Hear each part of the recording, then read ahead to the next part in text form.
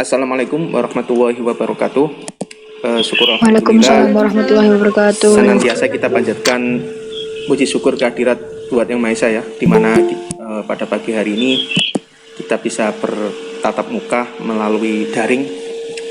Pada hari ini merupakan perkuliahan perdana kita ya pada mata kuliah basis data ya. Jadi ini adalah mata kuliah prasyarat nantinya yang digunakan untuk menempuh mata kuliah berikutnya, yaitu mata kuliah dasar internet dan desain web. Jadi ini adalah mata kuliah prasyarat, dan mata kuliah ini juga nantinya sebagai bekal Anda jika mau melanjutkan di PENS maupun di Polinema ya, yaitu program studi teknik informatika nantinya. Nah, ini adalah dasarnya di sini nanti. Jadi yang mau melanjutkan atau mau alih jenjang, setidaknya Anda memahami atau memegang dasar dari sebuah basis data. Oke, pertemuan awal ini saya hanya menyampaikan terkait dengan kontrak perkuliahan ya. Jadi kontrak perkuliahan kita 1 semester ke depan. Mata kuliah yang saya ampuh di sini adalah basis data dengan kode mata kuliah KMM 2010-004 ya. Ini KMM ini, K ini adalah kurikulum, MM ini multimedia, 20 ini tahunnya ya, 2020, 1 ini semester, 4 ini nomor urut. Jadi ini adalah mata kuliah nomor urut keempat. Dan diajarkan pada semester 1. Jadi mata kuliah ini diharapkan mahasiswa belajar tentang data, informasi, database, dan DBMS ya, Database Management System, beserta perintah pada relational database management system, sekaligus mampu melakukan normalisasi data. Ini pada deskripsi singkat pada mata kuliah basis data. Sedangkan untuk tujuan umumnya, pada mata kuliah ini diharapkan mahasiswa dapat mengetahui, memahami, dan menerapkan sistem database ya. Selain Anda memahami dan mengetahui, Anda juga mempraktekkan nanti ya, bagaimana sih cara membuat sebuah database, memanipulasi data, dan lain sebagainya. Oke, untuk topik perkuliahan sesuai dengan RPS, setelah ini akan saya sampaikan. Kemudian tugasnya,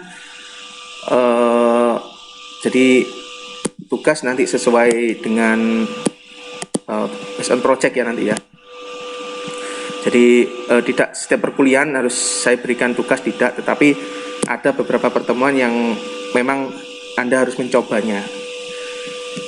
Oke, kemudian untuk kriteria penilaian ini di sini untuk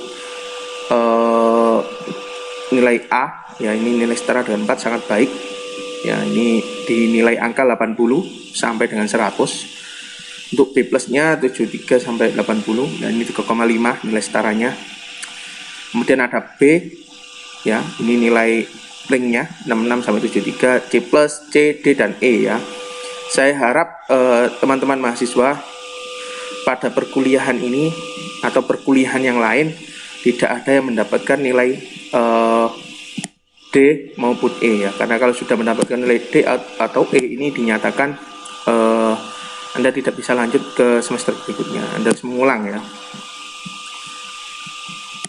Nah, bagaimana dengan C plus dan C? Ya, saya harap jangan ada yang mendapat nilai C sama C plus lah ya, nanti pengaruhnya nanti buat yang mau alih jenjang ya, minimal B lah, B, B plus, dan A. Saya harap seperti itu.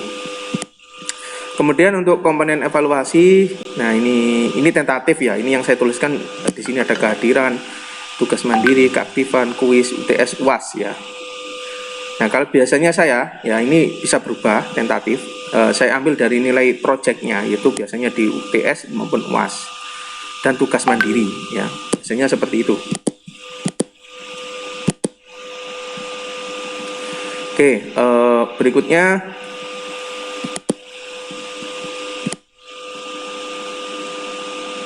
nah, ini untuk yang khusus ya, ini tata tertib. Jadi ya pada intinya terkait dengan tata tertib ya, disiplin lah ya. Kemudian untuk cara berpakaian ya, jangan menggunakan kaos oblong, memakai sepatu kalau ke kampus ya, karena ini online dan daring ini pemantauannya cukup. Yang penting kita menggunakan baju ya, baju berkerah.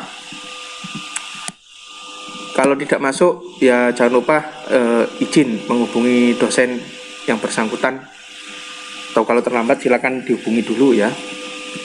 Ini kalau di saya menggunakan Google Meet. Saat perkuliahan ini seharusnya mahasiswa mengaktifkan kamera ya, tapi kebanyakan yang menonaktifkan ya sudahlah. Ya, ada yang menonaktifkan, ada yang itu ya nggak apa-apa lah ya. Yang penting Anda bisa mengikuti. Kemudian nah jangan lupa tugas dikumpulkan sesuai waktu yang telah ditentukan. Ini penting ya. Nah ini tata tertib yang harus Anda penuhi selama perkuliahan. Ini kontrak perkuliahan ya. Jadi ini paparan atau kontrak yang saya berikan kepada mahasiswa. Jadi mahasiswa memahami ini, saya juga memahami dan diketahui oleh saya sendiri ya, koordinator sebagai kepala program studi. Oke, berikutnya saya akan menyampaikan RPS ya.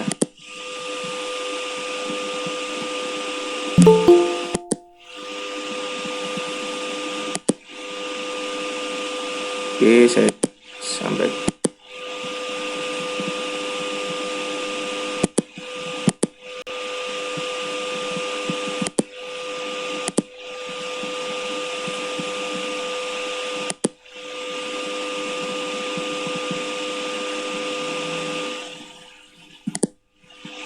Oke, sudah tampil ya.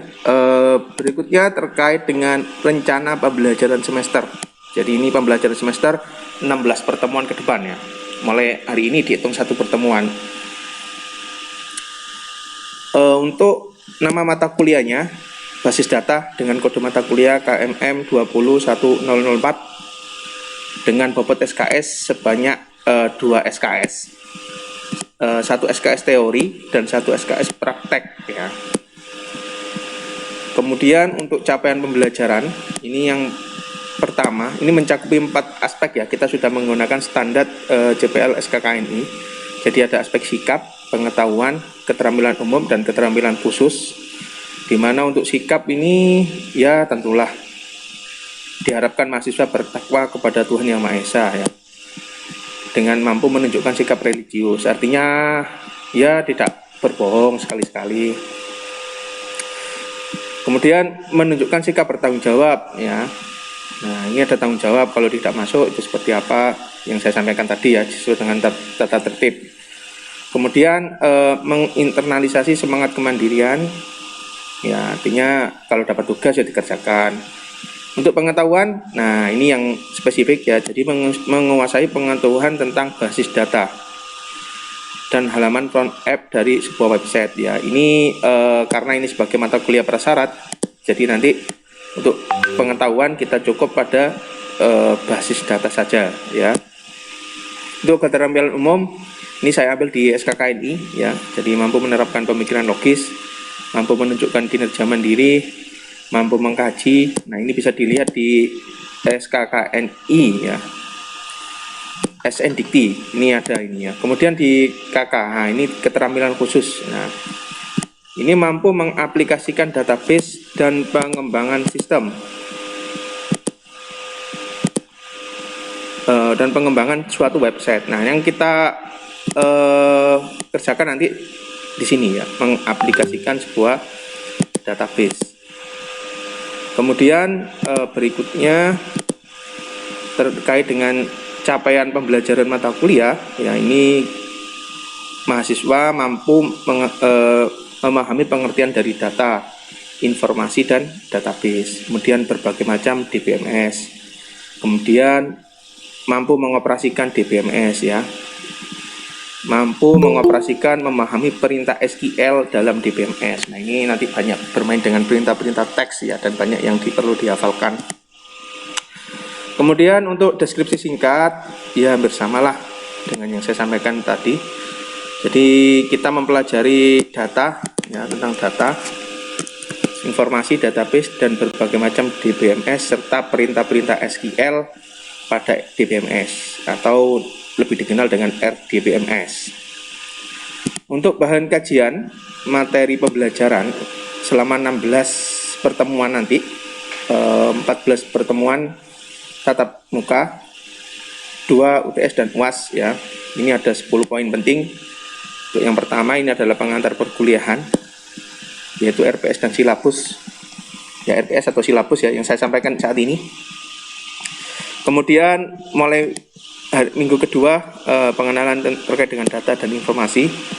Kemudian dilanjutkan dengan database dan DBMS. Kemudian nah ini sudah mulai mengoperasikan DBMS Microsoft Access ya.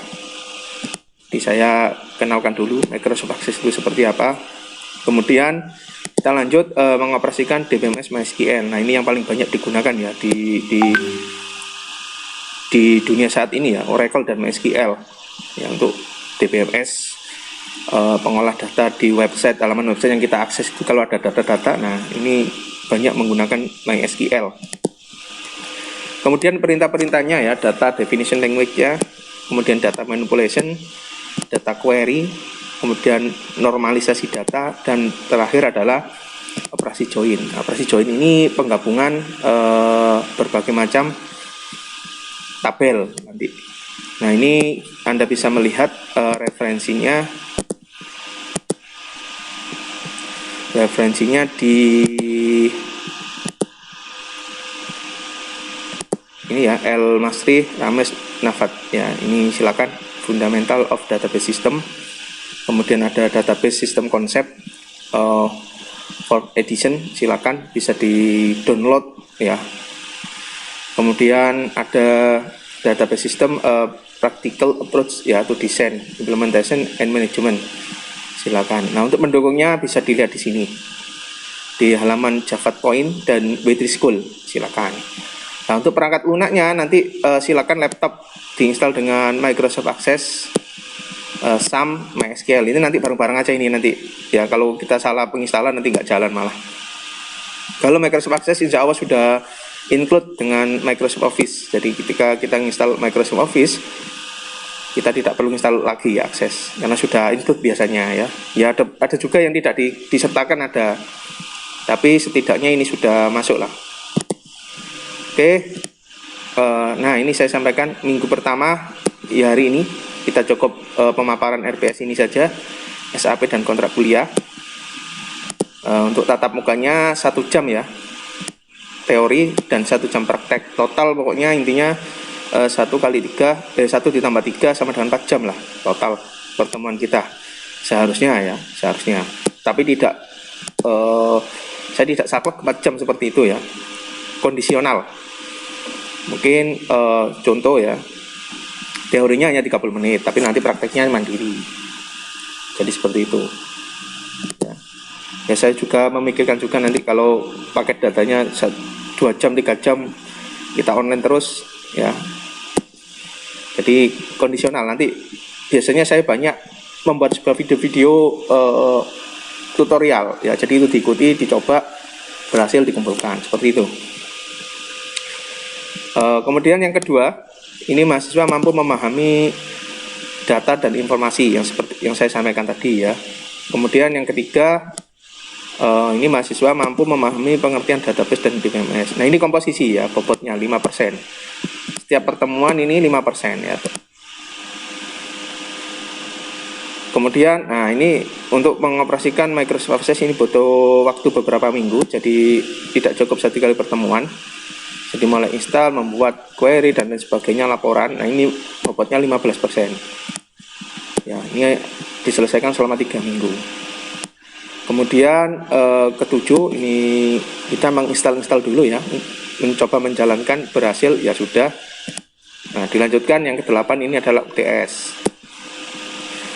Ya, jadi pertemuan ke-8 dan 16 ini 8 UTS, 16 UAS. Nah dilanjutkan ke-9 ini data DDL istilahnya ya. Nah kita sudah bermain-main dengan perintah teks ini, create, drop, alter, truncate ya. Kemudian ke 10 insert, update, delete ya. Ini data manipulation. Nah, data query ini terkait dengan select, perintah menampilkan data. Kemudian pertemuan ke-12 ini normalisasi data, artinya data mana yang perlu dibuang, mana aja yang tidak perlu dibuang, seperti itu. Tapi ini biasanya sudah kita kerjakan di sebelum-sebelumnya.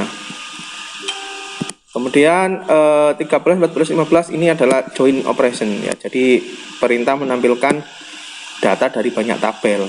Nah, terakhir adalah UAS, ujian akhir semester. Jadi seperti itu, ada 16 pertemuan atau 16 minggu nantinya. Oke, nah ini yang lagi trending ya, ini mungkin Anda tertarik ya, terkait dengan basis data. Nah, ini pengembangannya nanti bisa menjadi data science. Nah, data science ini sudah menerapkan yang namanya machine learning. Nah, ini lagi trending saat ini ya di computer science. Namanya data science. Anda bisa memprediksi data di situ. Dari data yang ada Anda bisa memprediksi. Misalkan sebuah data penjualan ya. Penjualan. Nah, kira-kira produk apa sih yang paling banyak laku dijual di pasaran? Nah, dari data tersebut Anda bisa mengolah. Nah, namanya teknik data science, machine learning nanti. Nah, tetapi di sini tidak masuk di RPS ya, di pengajaran kita. Kalau memungkinkan, saya tambahkan. Kalau memungkinkan, kalau tidak ya kita cukup mengacu pada RPS ini. Jadi seperti itu teman-teman mahasiswa. Oke, saya rasa yang saya sampaikan cukup sampai di sini. Mungkin ada yang perlu ditanyakan. Kita tanya jawab dulu. Yuk, selain tema perkuliahan ini juga boleh. Gimana teman-teman? Mungkin ada yang pertanyaan atau malu bertanya bisa melalui chat juga boleh. Silakan.